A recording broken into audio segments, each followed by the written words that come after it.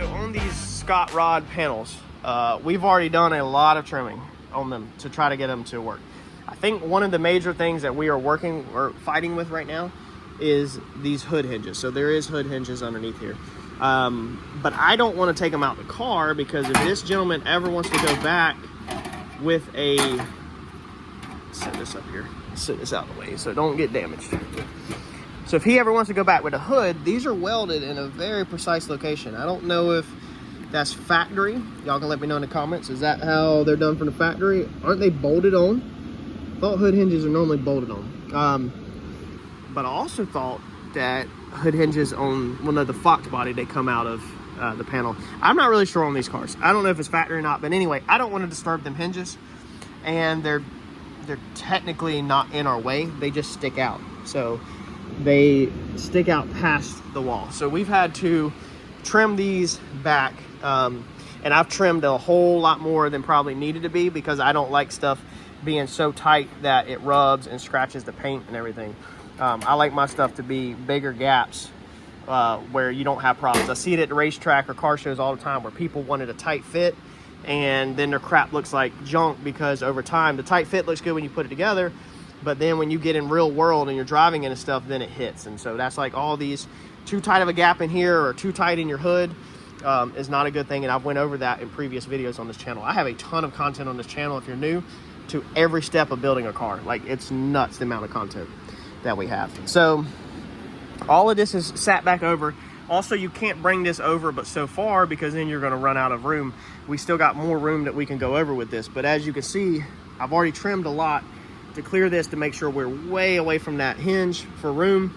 And then I've had to trim a bunch off the ends. You can see, unless my dad's already cleaned it up, I think he has, he picked it up, but we had a whole handful of little cut off pieces, and now I got to cut even more, because this piece is in the way of the Zeus rails. Also, the curve is wrong on these. I didn't cut this. This is how it was. The curve, as you can see, doesn't really exactly match. So we're going to have to trim on this yellow line right here so that it's not touching the fender. You can't go under the fender, because the lip on the end of the fender is like a half of a freaking inch. So you can't go down there under the fender. And you can't go underneath this Zeus rail because of these hinges. So this hinge, as you can see, is the same height as the Zeus rail. So you can't really tuck this underneath there, and even if you did, as you can see now, it would literally be in the way of the spring. So I've got to come in here also and notch all this junk out and then clean it all up. You can see where I've cut all this back.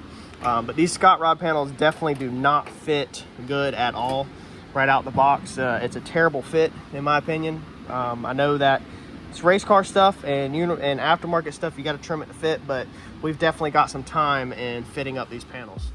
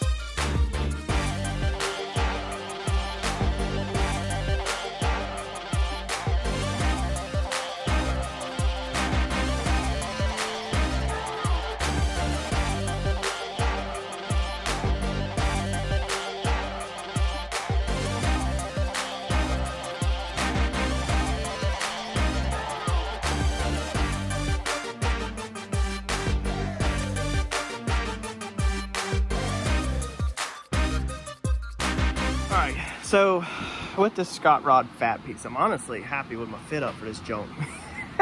No, it's not junk, man. You just got to be patient, and it just doesn't fit perfect at all. You got to make a couple decisions, okay? So, and that's up to the installer, whoever's installing it. He's left it up to me, so I have to make these decisions.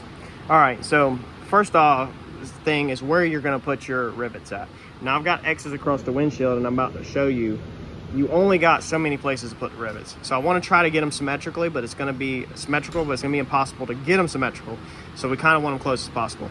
Down in here does not matter. So I basically got one off the strut tower on both sides, so straight in front of the strut tower, both sides. Obviously we're hitting one in the center, and then I had to hit one here to help pull it down. So I'll probably, I don't know if there's any meat there. We're about to check. Might try to get one there to make that look good. And then I think I can hit them in the center. So I'm about to figure all that out, and I'm about to show you what I mean by figuring that out here in a minute. I had to make the decision on these end pieces. It says to support them. I have supports underneath there that Dad bent up, but they're flimsy. So basically you got two options here. You can take this panel and you can cut it around this piece and then have it sitting up, and then figure out a way to attach it so that it never comes up. All right. Or like I did, which I've got them under that piece, or you can put them under the piece, and then when they're underneath the piece like they are, then they can't come up. So yeah, they can go down, but they can't come up. Like they can't flap or get bent up or caught on anything or wind underneath them and pull them up. Nothing, because this is holding it down. It comes with brackets that are under here, but if I do that bracket, it's gonna suck it way down like that. And I don't exactly like that where we bent the bracket. So we might have to change that, pull that side up. This side, the bracket's pretty much hitting, but I don't think the bracket's flat at all. So I gotta figure that out. We're gonna take this panel back off. I just wanted to show you it all on here, and then I'm gonna kind of show you what I mean by laying out your rivets symmetrical. All right, so we have a rivet here. We put us a rivet right here. Okay, so we're gonna put us a big circle. Rivet there, rivet there. That's also, this rivet is the center of the panel. So we can come up center line. We put us a rivet here, big circle. Now we need to take our tape measure and figure out where can we stick rivets at that are gonna be equal left to right. So that's the center line. You can see I've took this and I've bent this up with pliers. So I took pliers and bent this tab up so it's flat. This tab was rolled down like this at a 45. I don't know if from the factory it's rolled down into 45 or if somebody beat it down into 45, but I rolled it up so it's flat gently. All we have to use is just these little pieces, and they're not symmetrical at all in any way, shape, or form. So we need to try to figure out where we can make it symmetrical. So this side has less in here, like there's nothing in here, whereas this side we got some meat. So we could definitely hit one here. So if we come off the center, and if we nail that center, that's 4.5. So we can do 4.5 on that one. This is our center line. Oops, hold on. I was on the wrong center line. So we can nail that 7 inches off of our center line and be all right. So let's go right here. Let's try this one, 7. We can nail that again, okay? So let's lock this in at 7 inches. Let me put the phone down. All right, so now off of our center line, we have 7 inches of that rivet. Off of our center line, we have 7 inches of that rivet. So them two rivets are symmetrical, gonna be symmetrical. Now we need to hit this little tiny one way over here, because that's literally the only piece that we have. All right, so hitting that one right there, let's see here, brings us to, my help left, it's really hard to do one-handed. Brings us to roughly 17.5. I'm gonna put the phone down and double check that. So if we come over here off that center line, 17.5, we can't hit nothing. We can't hit nothing on 17.5 right there. And we've already got one here. So let's check what that one is off the center line. So that's roughly center line. That's gonna be roughly, again, I'm gonna double check this when I put the phone down. 19.5, so let's see if we can get 19.5. Can't get 19.5, but we do have that one right there. So that one's gonna have to be the outer on that. We can't bring it in any closer. We can't bring this one in any closer or do anything with that. We have two at 7 that are symmetrical. Let's try this. Let's step off of this rivet to that little tab. So that's gonna be 4 1/4. Let's see what happens if we step off of this side. So if we step off this side, we can get 4 1/4. So there we go. We can get 4 1/4 right there. So let's mark 4 1/4 there off of that one. That way the spacing looks good. We know these are 7s and 7s. And then I think that's gonna be it. We might try to get one on the very end right here. That's gonna be a hard one to drill. So it's gonna be risky that I don't miss it. We actually might leave that alone for the sake of it being hard. I'm not sure. Let me decide what I'm gonna do, but let's get these marked. So I'm not gonna try to hit this because these two right here will be so close. Versus if you come over here, this spread's gonna be farther apart. And the amount of security you're gonna gain versus the negative look that you're gonna get of it not being symmetrical is just not worth it to me at all. And also taking a chance of missing it. I mean, there is like no meat hardly. I mean, you have to literally nail it right there. So if you miss that, now you have a hole in the cowl panel that's doing absolutely nothing. You'll have to put a rivet in for looks, and it's just not worth the risk to the reward. It's not worth it on that one. I think this will be plenty, along with across the front. Across the front, it's solid all the way on that side. This side is pretty decently solid. So we'll be able to make them symmetrical. And then again, I don't think I'm gonna do anything with this. I'm gonna try to get this side up some more, bend it up some more like this, but I don't think I'm gonna try to rivet that. That side is straighter. This side is extremely more like crooked. Maybe I can bend it up. Maybe it's like that. I don't think I'm gonna try to rivet them. All right, I decided, you know what, screw it. We're gonna put freaking rivets in them spots. I test fitted that panel on and it barely goes down now. I've got the heights correct where they'll look good. We're gonna rivet them on. We're gonna send it. But how do you find where to put that rivet in? I mean, this piece is just floating, so this is what I do, basically, or how I do it.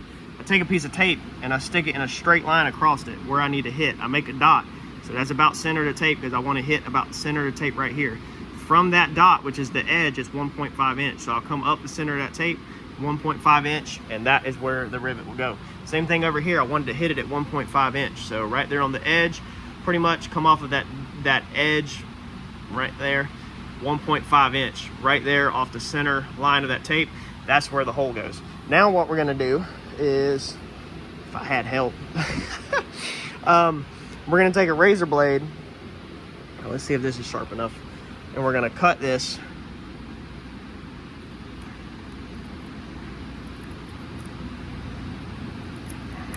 Yeah, there we go.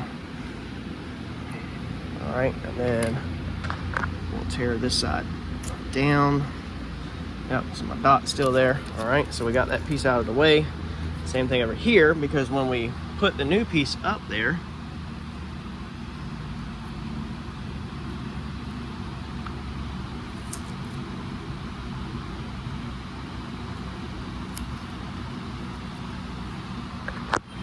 put a new piece up there, we want to string tape right back across them lines. So we don't want them lines. This is the same way you do a vinyl decal. So check this out. Let me Clico back into pieces and I'll show you. All right, so check that out. Then you overlay, and you can see my old lines through there. So you overlay your tape right on top of your other pieces of tape. And that one still hits the same at the bottom. That's all that counts. And there's your 1.5. Measured it off the edge. Same thing over here. Overlay your tape back over top and measure off the edge, 1.5. That's where your rivet holes are gonna go.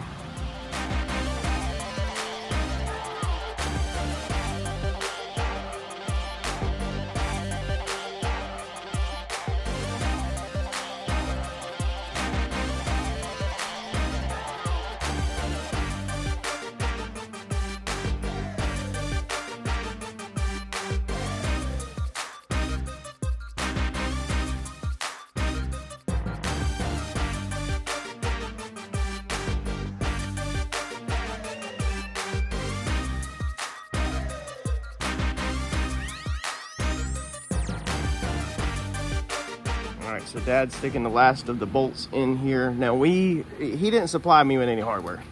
So we are digging through the scrap bins, and as you can see, it's multiple bolts, all right? A lot of guys would just throw this in, which y'all gotta stop doing that, man. Find matching bolts. Don't just throw crap in. So we found 4 matching 8mm with washers. and then took them and just hit them with a little bit of trim and bumper paint just to match that. So now when you look at the car like this, it's not all jacked up. It's not freaking multicolored bolts and look like this. That's ugly. Think that's, dude, that's pretty close. We got them pieces all welded on and attached. The bar is getting painted, so Mike did an amazing job. They sectioned that little tiny piece in right there. I'll TIG that up. That's chromoly, TIGged it all, and we're just hitting it with some trim and bumper paint. That way it don't rust. If the customer needs to weld anything to it or whatever, they can just flat wheel it off, grind it off, and then weld it to it.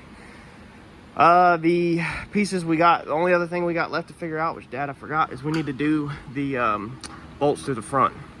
So we need to figure out which ones we can tighten down real fast, and then which ones we got to drill new holes for. I know that one up there we're not going to be able to do nothing with. Okay, well, I'll look at it here in a second. But besides that, I'm just waiting on that bar to dry, throw the bar on, chunk the bumper that's on their own. I've already looked at it and got me a couple scrap bolts just for mock-up, just so that he can get it back in his trailer. I don't have matching ones for that or nothing. It's just mock-up. And the hood, you know, we ain't really did nothing to it. So definitely making progress, but we have stayed on this thing continuous since we started. We were closed on Monday, so Tuesday morning we've stayed on this thing non-stop. We haven't touched anything else, and that's how it should be. When you schedule something and bring something in, dude, the shop should just stay on top of it.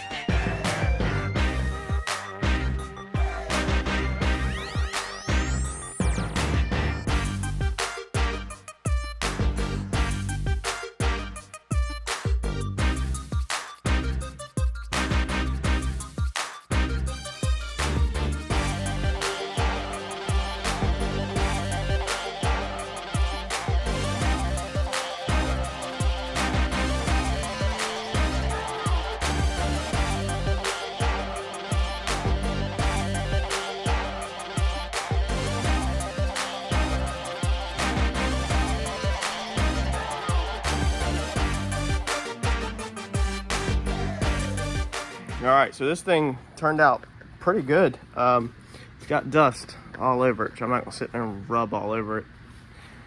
The panel turned out good. I like the way how that looks. The hood is hitting the panel when you Zeus it down, so I put tape on it, protect it. It's gonna scratch the piss out of the freaking panel. It's gonna scratch the piss out of the windshield because it's touching the windshield. There's nothing I can do about that. That would have needed to be done before paint. This thing, technically you do like we did Randy's car and weld standoffs off the firewall or bolt some to it. You'd have to drill through this panel, weld you some standoffs that hold your hood up, and keep cutting your hood back, test fitting it to the windshield so it don't lay on the windshield. Another thing you do is put door edge protector along the hood. I highly recommend from here all the way up over door edge protector, because that's going to pop the paint. All the paint's going to chip off. But dude, all of our gaps look good. Everything's presentable. Nothing's hacked up. It's just dirty as crap from sitting here collecting dust for the past hour while we sanded that car out. So when we pull this thing forward, we'll flush this front end off and rinse it off. I don't want to do it right this second. The Zeus's are a little tight. Like I said, these flat blade ones are hard to work with, so I recommend longer longer Allen head Zeus's that are not so tight. Tight Zeus's, if you see people, which I mean it was practically this one, having to push down really hard, only thing tight Zeus's do is they bend the rails. They create frustration. They stress out the fiberglass, all that. You want them where they just go down and turn and lock, but not so much that you're having to sit here and push down on them and turn them and all that. That means they're too tight. Either the spring needs to be adjusted or the Zeus needs to be extended. I don't want to mess with the spring too much because it's not my car. So it's personal preference on how tight you want your Zeus's. If they were mine, I'd probably have them a little bit looser, but I would also probably order longer reach Zeus buttons actually, and then cut these and re-rivet them on with the Allen head and get rid of the straight blades. So that's it on the front end. We may be doing a couple more things, so stay tuned. I got to call the owner and talk to the owner. That like button for me, and we'll catch you in the next video.